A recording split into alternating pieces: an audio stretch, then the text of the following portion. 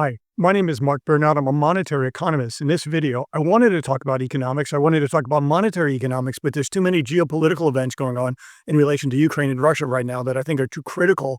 And we have to touch base on this, what this is about. Right now, we're at a critical juncture, a turning point in human history even. It looks like the U.S. is going to pull the rug out from under democracy in Ukraine, Russia, Europe, the world. Okay? What we have right now is there's a lot of pressure that Ukraine needs to surrender in order to achieve peace.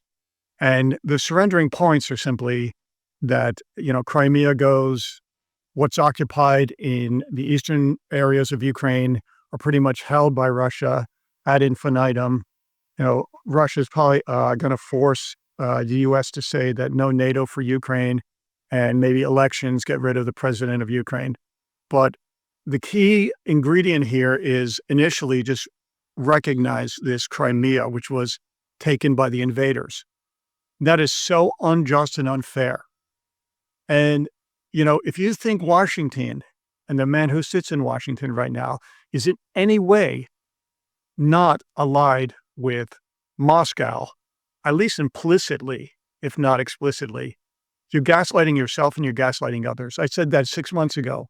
And you think about it, even before he occupied the White House, he's elected in a democratic process. He was blocking it before he became president via the proxy Mike Johnson during, in 2024, any aid going to Ukraine, and this cost a lot of lives. Now the idea is this aid voted by 2024 Biden administration is trickling out. And I don't believe he has the power to cut it prematurely. He can only temporarily stop it. So he'll let that trickle run down. And the only thing he can do is pull the carpet under intelligence. And I think there's this SIGINet and GGNet. These are the two main real-time and geopolitical intelligence that really helps the Ukrainians defend themselves against the invaders. And if Ukraine doesn't surrender, he'll pull that out from Ukraine, high probability. Well, here's some good news.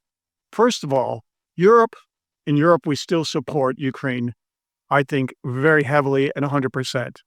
If you're talking France, Germany, Poland, Britain, Scandinavian countries, and they collectively can replace some of it. But let me explain how it is. The greatest metaphor, the best metaphor I can find for that is simply Linux in the 2000s. When it first came out, everybody was looking for the Photoshop replacement or the this and that replacement. And, maybe you had GIMP and Krita was emerging and everything was the drivers weren't really supported. And, it worked. It used a lot of open source software. And that's where Ukraine will be left with. They can mitigate, but it is not the optimal.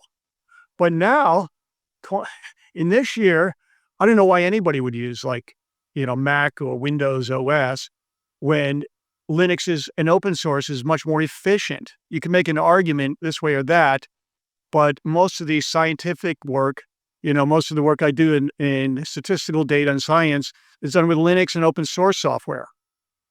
And so my point being, Ukraine can transition from this early stage Linux type development, if you understand the metaphor in terms of military intelligence, if the U.S. yanks the carpet out to, the current state, which in my mind is even superior than the proprietary equipment. It's done it before with certainly like drones and things. It has the ability. One thing Ukraine has is entrepreneurship and flexibility, and they can do it. It may be hard for a time, but it's certainly better than the other option of surrendering. Now, Moscow, obviously, every single ceasefire they break, every single thing they say is basically lying. In fact, there's a Star Trek episode where they try to zap the computer by saying, everything I say is a lie, I am lying. And it goes into this circular loop, and the computer has to dedicate memory, can't figure out what's going on. That's the strategy of Moscow. everything they say is a lie, and then they say, I am lying.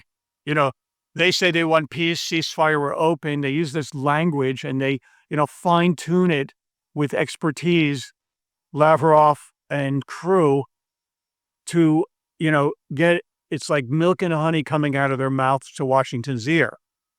I suspect Washington and Moscow pretty much have this tight click anyway, and this let's just talk fantasy, artistic creation, just for YouTube expression, some connection already. But U.S. is going to leave support away from Ukraine. It's going to take it away. The president of Ukraine is just simply stalling. He keeps on saying he's open, so he can make, so the history books speak, a declaration that I've always been open to peace and negotiation. And that will be the record standing. He also stalls, so the more time he has before America takes this intelligence away from Ukraine, which is a high probability, and it won't cripple Ukraine. It's not a decisive blow. It will put Ukraine on the defensive for a while. But the good news is Ukraine, it has incredible resilience and flexibility. And like I said, just like Linux and open source has evolved eons and eons beyond light years, beyond what it was, that's what will happen in Ukraine. And it will go way beyond anything that Russia can be able to cope with. But it will take time. In the meantime, they've built tremendous defense works. And I've mentioned this to you. In any strategic situation, if you were gaming it out, like I used to play these SPI board games, you need at least 3-to-1 firepower attacker to defender. And if the defender is in an entrenched position like Ukraine is, defender doubled, even defender tripled.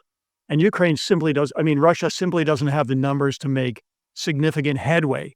And in that time, and their economy is exhausted, the people are exhausted. Anytime you see messaging or, hoping out of Moscow that the West will grow weary of this, it's actually they're grown weary, okay? That's what's happening.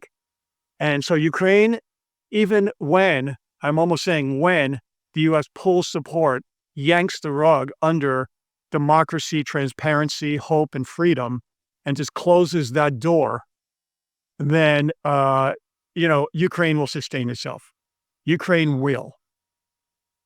And the allies in Europe, remember, Europe, it's actually, in my accounting, a bigger economy than the U.S. Everybody will jump up and down and say no. But that's the topic of another video. Unified Europe has more people. Maybe the GDP per capita is not as high, but there's other factors I'd like to discuss in another video. Europe can replace U.S. support in every way, with maybe intelligence lagging, but that will be caught up faster than people think. So Russia will lose and Ukraine will win. And I congratulate the president of Ukraine for holding strong. I know it's hard times now, and saying Ukraine is open to negotiation and peace, but not surrender. That's a lot of courage. My name is Mark Bernot. I'm a monetary economist. Have a beautiful day. Thank you very much.